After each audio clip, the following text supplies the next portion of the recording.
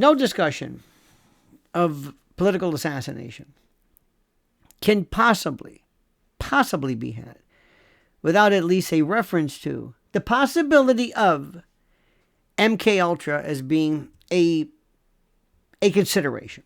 Not that it occurred, but we must look at it, because for you not to is journalistic and ideological and theoretical malpractice. MKUltra is a cryptonym, and MK, the first two letters, will designate either a country or a particular clandestine operation. MK indicated a special form of CIA studies. People thought it meant mind control, but not really. But MKUltra is a very real clandestine research program that was conducted by the CIA beginning in 1953 and formally halted in the early 70s, so they say. And any serious discussion of political violence that invokes it must begin with disciplined historical grounding, because MKUltra is not mythology. It is documented, it is history, it is real, and it must be respected. It's not a crazy conspiracy theory. And I say this, you must deal with it with respect. Don't attribute it to everything. But it is documented history, and it was uncovered through congressional investigations and declassified records, the Church Committee, the Rockefeller Committee. After years of denial, they said, okay, it's real.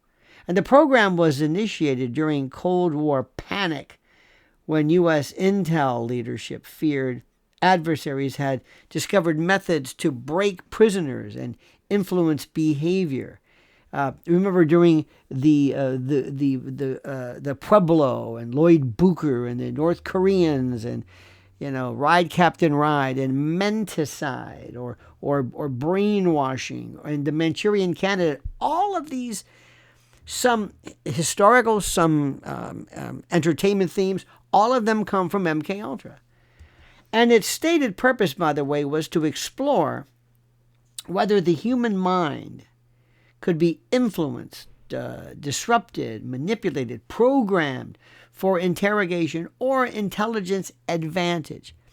And what emerged instead, because the idea was that let's see if we can toughen up our soldiers and agents. That's not what happened. That was the cover story. What emerged instead was a sprawling, unethical network of experiments carried out through universities and hospitals and prisons, military bases, private contractors, Whitey Bulger, Ted Kaczynski. Go back. And oftentimes this was done without informed consent, involving psychoactive drugs such as LSD, and I mean mega doses, and barbiturates and amphetamines and sensory deprivation, sleep disruption, hypnosis, you name it. Oh, electroshock, isolation, sexual humiliation, extreme stress, all of these aimed at fracturing identity and memory and agency, responsibility. And the results were chaotic, inconsistent, scientifically unreliable, but one finding was absolutely unmistakable. Extreme psychological trauma combined with chemical or psychological pressure could produce dissociation, memory gaps, confusion, emotional flattening, and post-event incoherence, making any interrogation of someone who has allegedly been involved in some type of a contract hit, making it impossible. MKUltra began in 1953, remember, and was officially halted in 1973. I mean, and again, we know this not from leaks or speculation, but from U.S. government admissions. Makes you wonder, was this a limited hangout? Did they really want, or were they really revealing this? Or I never believe anything they say. And all that emerged after public pressure in the mid-1970s. You see, the program was exposed, as I said, through the Church Committee and the Rockefeller Commission, which investigated intelligence abuses following Watergate. And testimony from CIA officials and surviving documents and victim accounts all confirmed the program's existence, its scope, and the methods. And crucially, then CIA Director Richard Helms ordered most MKUltra files destroyed in 1973, which is why the full record will never be known. The CIA maintains MKUltra is no longer active. Of course, why would we not believe them? And there's no evidence that specific program continues, but its methods and lessons influenced later psychological operations. Of course, conducted under new names and new oversight and new secrecy and different legal frameworks. And by the way, this matters when examining patterns surrounding high-profile political killings or alleged killings, because time and again, suspects are apprehended displaying the same constellation of symptoms: confusion, weirdness, lack of coherent narratives, emotional detachment, weird laughing, fragmented memory, and inability to explain motive.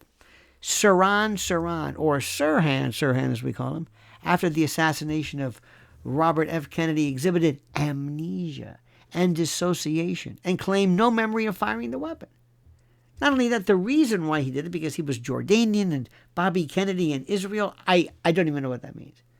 Mark David Chapman, after killing John Lennon, you remember this? Appeared detached, confused, and emotionally blunted, unable to articulate a rational motive beyond vague ideological catcher-in-the-rye stuff. Remember, he waited for the police. It was weird. And in each case, in every one of these cases, that presentation became central to legal strategy, because an insanity defense, which by definition means the defendant cannot reliably recount intent or sequence or tell the difference between right and wrong, that all creates procedural dead ends. Great for the defense, bad for the prosecution. And it's a good way to get the guy out of commission. Once the mind is deemed unreliable, testimony collapses. And any deeper investigation stops altogether. Why even bother talking to him? He's nuts. He's fried. This isn't accidental, my friend. It's an old legal mechanism that resolves chaos by choosing how to pursue different aspects of mind control, and also in closing questions. Because MKUltra demonstrated that precise behavioral control is not required to achieve strategic effect. Only fragmentation, doubt, unreliability. Because the concept of mind influence is now culturally dismissed as fringe, crazy, conspiracy theory, nutso.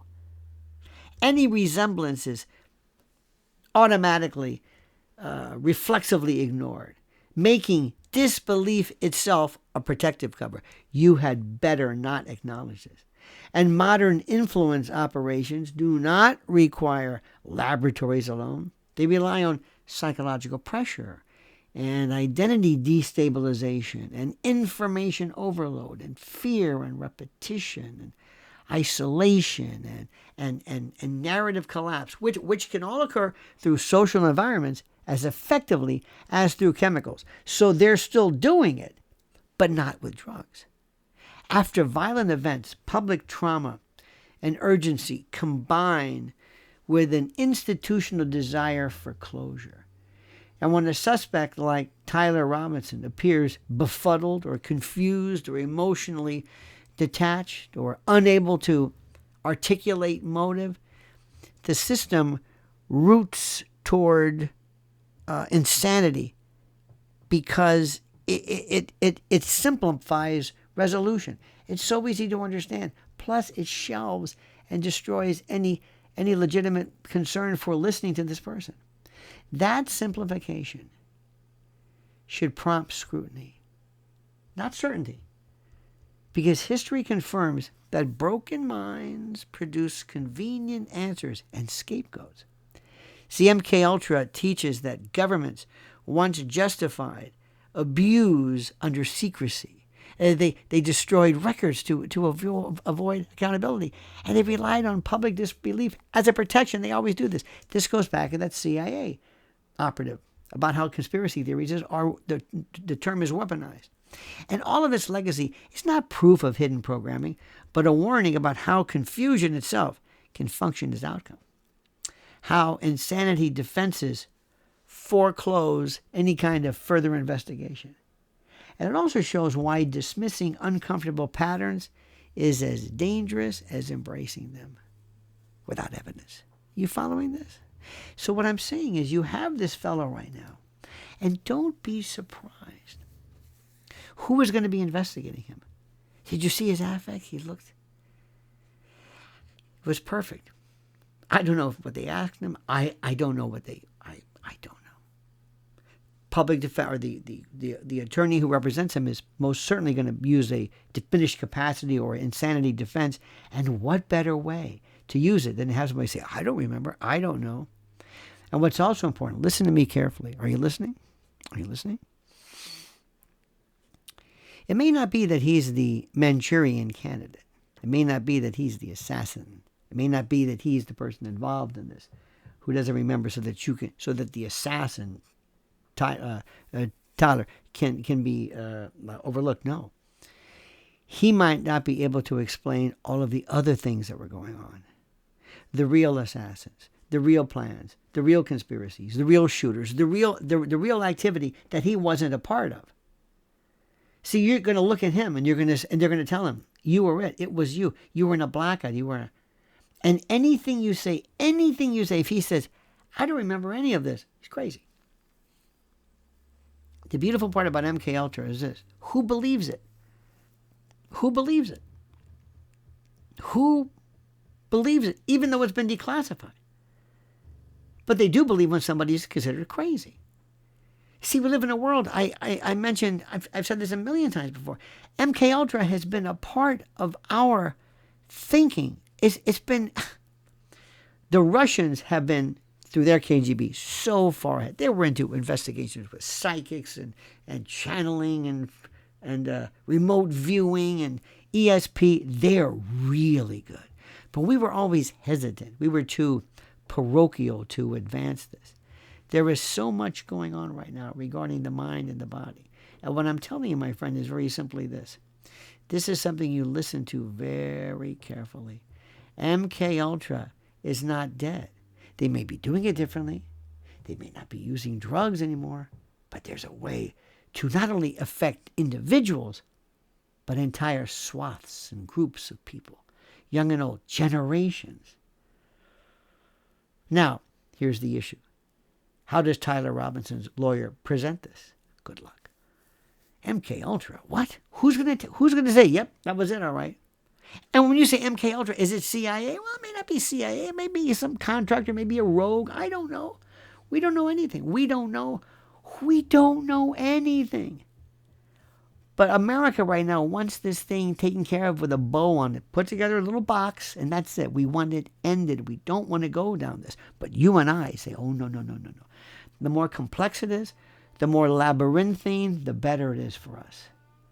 All right, dear friends, thank you so much. Thank you for watching. By the way, thank you for your kind words. Thank you for your kind words. Thank you for following my beloved wife at Lynn's Warriors in her fight to stop child predation and human trafficking. Thank you for that. Also, dear friends, thank you so critically for following us and being so terrific. Your thoughts and your comments, your analyses are without peer. I thank you for that. So please like this video, subscribe, and hit that little bell so you're notified of live streams and new videos. And I've got some questions for you. I've asked some questions for you to look at, and so you can comment as you see fit.